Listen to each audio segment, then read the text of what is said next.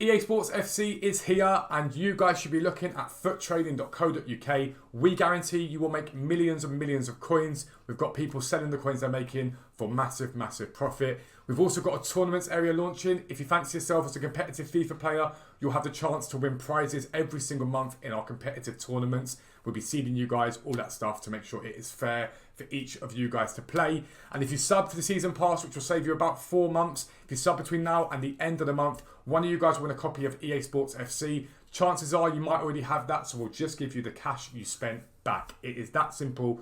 Check out Foot Trading, but for now, let's get into the video. Yo, what is up guys? Welcome back to a new video with me, Fuzzball40. Thank you to everyone that has subscribed. If you're new around here, please do consider subscribing to the channel. Promise you, all year I will help you make millions of coins with as many trading tips as possible. Click the like button and comment. As you'll see on every other video, I comment back to every single comment that I get. If you look at the last one, all those questions have been answered. And check out Foot Trading. We are officially live. The areas have gone live and we've got people that are already pushing towards the million coin mark. It is an incredible place to meet new people, to grind out trading. It is awesome, if I say so myself. Check it out. Obviously, we're giving away that copy of FIFA as well. But we've been sort of learning and been teaching you guys different methods for the beginning of the game in terms of how to make coins, right? So far we've gone over how to trade with chemistry styles. We've gone over how to trade with silvers. We've gone over how to trade with solutions. The solutions as well, I taught my brother yesterday, and last night, one of the cards that he's working with got to 4,300 coins. He had paid 400 coins for each of them earlier in the day when he saw them in one rotation. A new rotation meant he made nearly 4,000 coins profit after tax on each of those cards. It's incredible. But we're going to add another one to it today because I keep being asked by people, what do I do now? I've done solution trading, I've got to 300k. And actually the answer at the moment is you keep doing the same stuff. Normally and later in the game, I'd be saying to you guys, right, start working with special cards now. Start working with icons now. Icons are relatively feasible at the moment, so are heroes, but still not quite there yet. So you've got to keep on these same methods, but it can get boring, I get that. So let's teach you guys a method that very few people talk about, and that is in consumables. There's going to be some other ones in there as well, some other bits and bobs that I'll talk to you guys about, but in consumables. Now we are not talking, although you can work with shadows and hunters. So if you have a look at shadows and hunters and stuff like that, if we go to chemistry style, we go shadows, and we get them up, you'll see obviously that shadows have a very decent value on the moment on the market. In fact, they're extortionately expensive. But you have to understand, this is going to be one of the most competitive filters out there because everybody knows that shadows are expensive. Now, you can get some of them on bids. Obviously, you can see people bidding here. And actually, if I were you guys, I'd go for those random obscure ones like anchors and stuff like that and catalysts. They tend to be a bit better. The profit margin is a little lower, but they're better. But everyone's looking at these guys and the chance of you getting good stuff is going to be slim, right? So instead of that, let's look at other stuff. So we're going to talk about managers first, okay? When it comes to finding good managers to trade with, you've got to think of who the hyped cards are this year, where the hype's always going to be, and where the obscure nations are going to be, okay? Now, I'm just going to show you, let's say we looked at Germany, okay? We'll have a look at Germany to start with. As you can see, German managers are not expensive at all. Because Germany, name me some really, really meta players in Germany, there aren't really that many, okay? Now, if we go to gold, changes ever slightly, but not great. However, you could probably get these guys on bids at 150 and get them for 300, get them to 300. You're doubling your coins. But let's think of more obscure nations. Now, the major one that is there, and I'm going to tell you all about it, is Nigeria, okay? This is what every year there's a random nation, random 2 or 3 nations that ends up being very, very expensive. And this year it is the turn of Nigeria. Now, why is that? Because you've got, I think you pronounce it Oshuala, and you've also got Osimhen. People are linking them up. And so if I show you Nigeria, we don't want gold because it's only bronze pretty much. Nigeria have a very expensive bronze manager, okay? Now, he's quite crucial to bronze pack method, which I'm going to bring out in the video tomorrow. But as you'll see, it's relatively easy to pick them up. They don't really take too much for stress. Now I've done this, you're all going to be going for Nigeria. But it's been relatively easy to pick them up for decent profit and sell them on, okay? Your job now is to flick through the sort of, I guess, meta enough players, including the women's game, and find out if their managers are expensive, okay?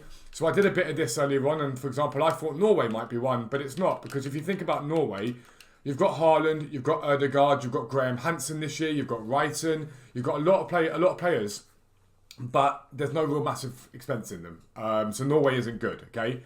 But there are loads on there. There are loads and loads on there. I believe if they're still up, they were up. I believe French managers were very expensive. They are indeed. French managers are still extortionate.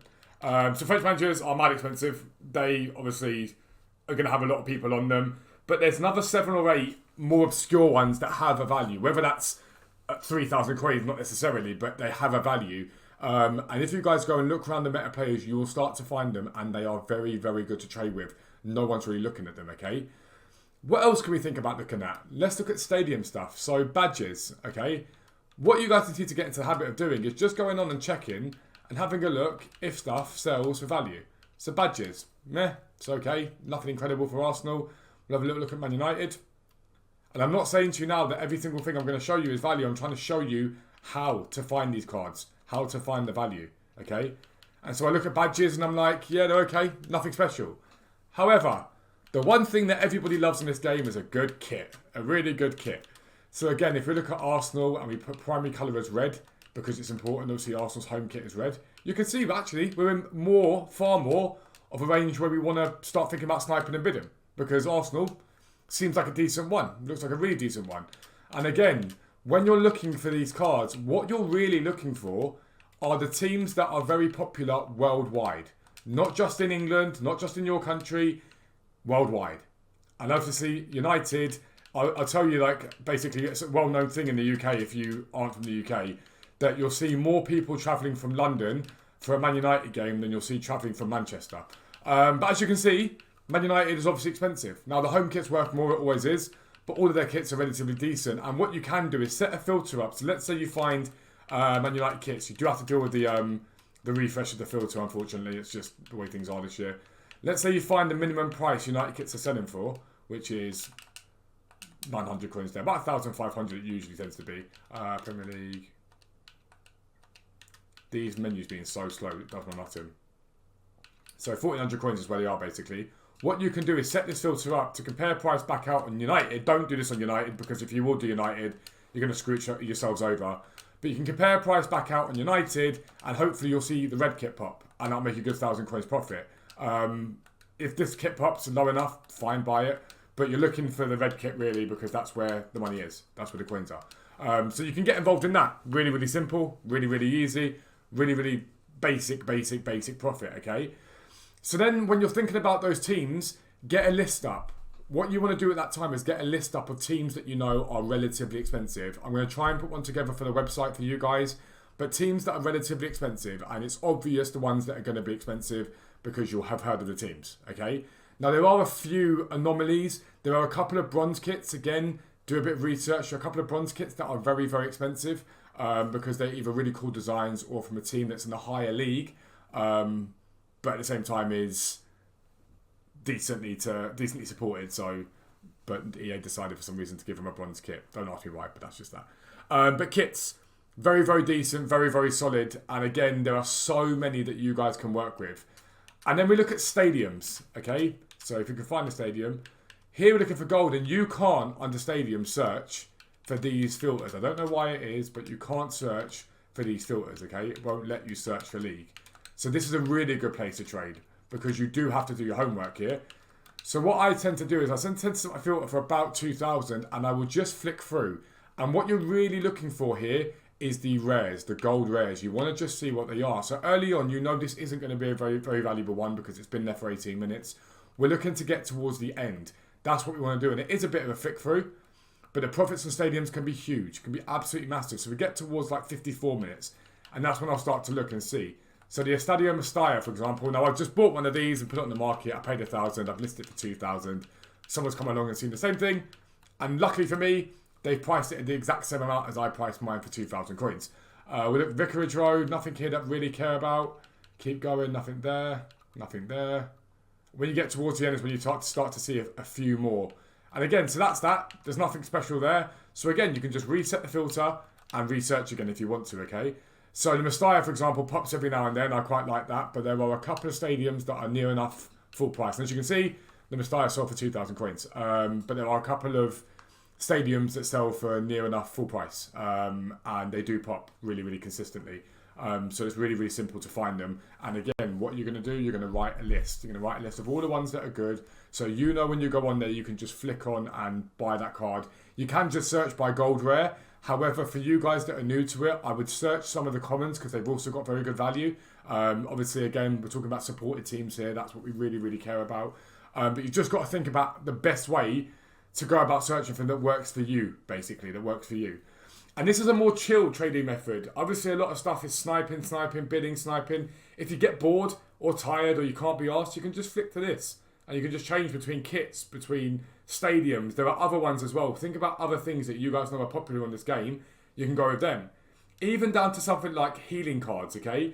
If you can find, like I just said a minute ago, if you can find consumables that don't really have too much of a battle on them, you'll no matter what make profit on them. So if you go to like player healing, and we go 150, everyone needs healing cards. So if you get far enough up, obviously someone's decided to throw loads of bids down on them.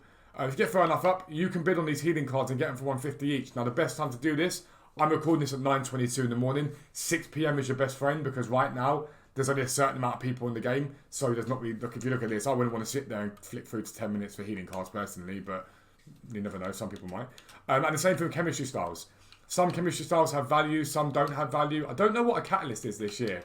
Last year it was decently expensive because, it's not too bad. It was decently expensive because people couldn't afford shadows and stuff like that. So yeah, it's not too bad.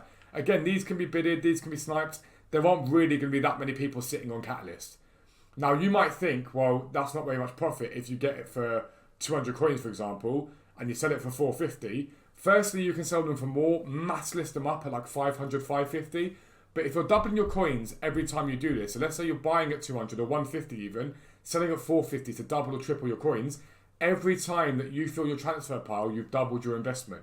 That's a huge amount of coins that are coming in, and it adds up really, really quickly. But consumables is something that no one looks at very often because they're busy convincing themselves that investments are better, or they should be doing this, or should be doing that. Yeah, you can do all the things I've shown you so far, but you can also do this and add it to your arsenal. If you're finding it too competitive on chemistry styles, come and have a look at consumables. See what they do. And I promise you, you'll make very, very good coins out of it. It's really that simple. If you're new around here, make sure you subscribe down below. Make sure notifications are turned on so you never miss an upload. But for now, I'm out. Peace out. I'll speak to you soon.